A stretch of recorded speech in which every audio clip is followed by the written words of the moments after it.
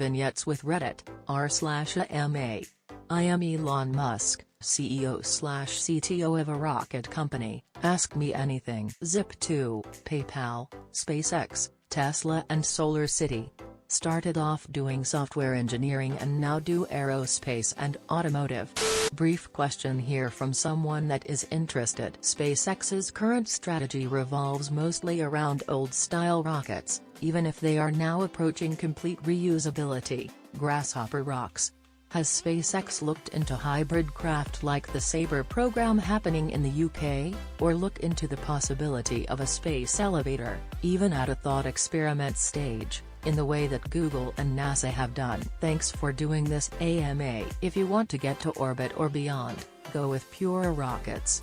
It is not like Von Braun and Korolev didn't know about airplanes and they were really smart dudes. He's already talked about space elevators in an interview and said they were never going to happen, basically, but he would be happy if someone somehow managed to make it work. This is a question for anyone. If we attempted to build a space elevator right now, how high would we be able to reach? How much would this reduce the energy needed to exit the atmosphere? TL, Doctor, how do you learn so much so fast?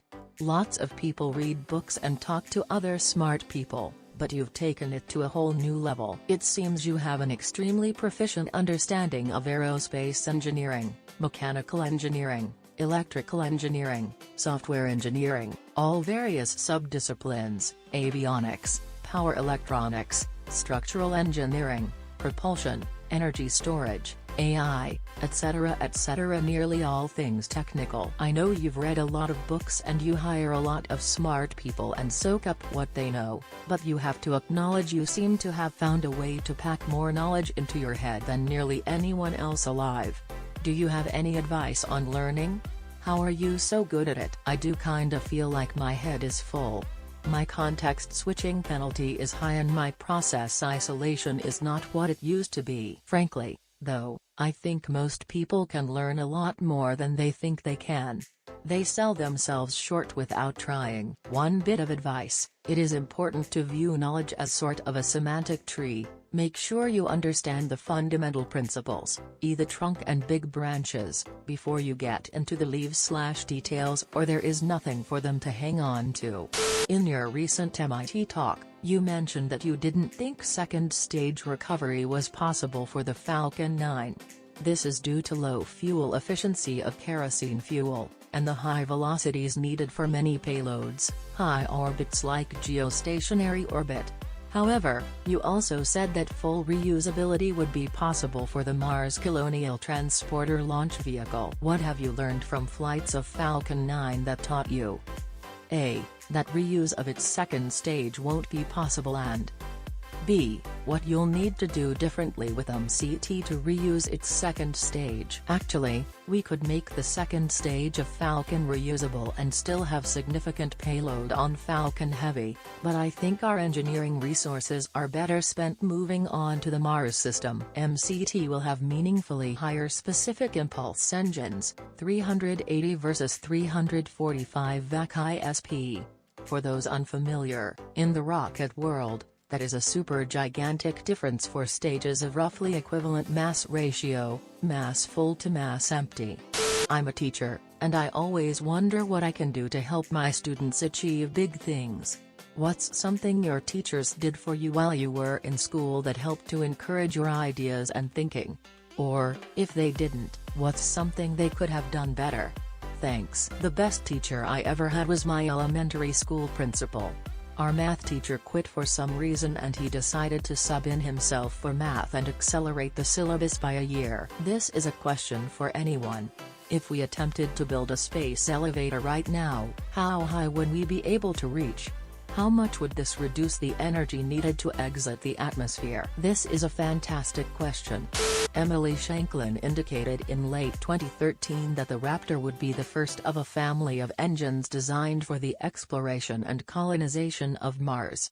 Could you elaborate on her wording, i.e. was she simply referring to a vacuum version and standard version, or do you plan on building multiple methane-based engines with significantly different thrust and size specifications? Default plan is to have a sea-level and vacuum version of Raptor, much like Merlin. Since the booster and spaceship will both have multiple engines, we don't have to have fundamentally different designs. This plan might change. What is a typical day like for you? Would be interesting to hear your daily routine. Unofficial Elon Musk here. So this is what I do outside of work. 1 a.m. Wake up, telecommute to my curling team practice in Nova Scotia. 2 a.m. Then I feed and give water to my Tamagotchi, which is now 20 years old. It takes me an hour because I often talk to and run new business ideas by my Tamagotchi for advice. 3 a.m. I eat well. Eat isn't the right word. I consume my first breakfast of dehydrated space food. 4 to 6 a.m. Pop up to the space station to rough up and collect protection money from all the astronauts. They need strong protection from all the space pirates. 6 a.m.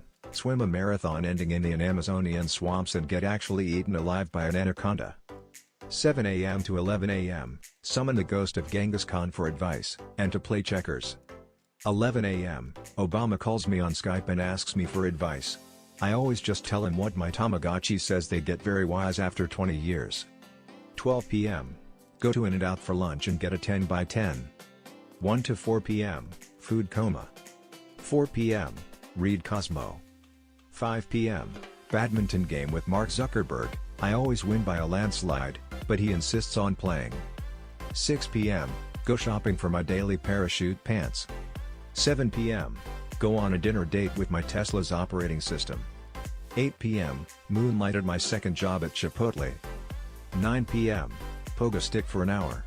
I'm getting pretty good. Last week I got 6 in a row. 10 p.m. Poop. I'm very regular. 11 p.m. Cram in all my work super last minute like a pro. 12 a.m. Blink once to fulfill my primitive body's need for sleep. TL, Doctor, what spurred the AI concerns over recent months?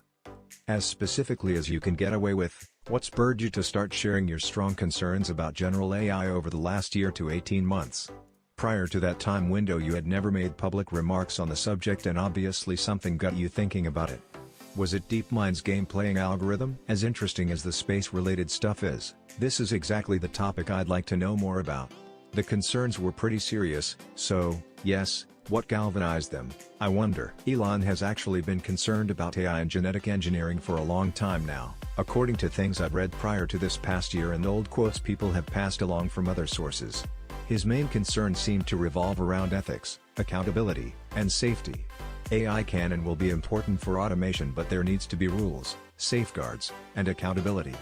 Botched AI and machines without human oversight is a bad idea. Similar ideas applied to genetic engineering. Approach cautiously and keep the consequences of your actions in mind was what I got out of this cobbled together information. This is also why the Tesla is safe and why he's working so hard on SpaceX. Hi Elon. Although you asked for the AMA to be focused on the SpaceX launch, the Tesla fanbase has some questions that are yet to be answered. Although I have a lot of questions, I limited myself to 4 brief questions. How significant is Tesla's technology in the battery cell and pack? Some believe that Tesla just spot welds Panasonic 18,650 cells and wraps it into a pack, which means that any other company can partner with Panasonic and make similar batteries. Assuming that external market conditions are not prohibitive, what automobile strategy would you prefer Tesla Motors to follow in order to achieve the stated goal of electrifying the car market? A. Mass market auto manufacturer, Toyota. B. Premium auto manufacturer, BMW, developer and manufacturer of electric drivetrains for other automobile companies. C. Premium auto manufacturer, BMW, developer of electric drivetrains, licensing this technology to other auto manufacturers. The next 2 questions will be Tesla investor related, since analysts sometimes ask the wrong questions during quarterly calls. 3. While the Gigafactory is supposed to cut battery costs by 30% before the Model 3 is released in 2017, how much further will Tesla cut battery costs by 2020? 4. What operating margin does Tesla aim for in the 2020 timeframe, when Tesla will be producing 500,000 vehicles per year? Edit. If you cannot answer any Tesla investor-specific questions, could you at least answer the first 2? Also, I saw another question I liked: when are you going to do a blog post that compares well to Wheels' carbon emissions of electric battery cars, gasoline cars, and fuel cell cars? Sad he didn't answer this one. Frown. Thank you for watching the video. If you're new, please be sure to subscribe, like and turn on post notifications so you never miss an upload. Post your own stories in the comments down below.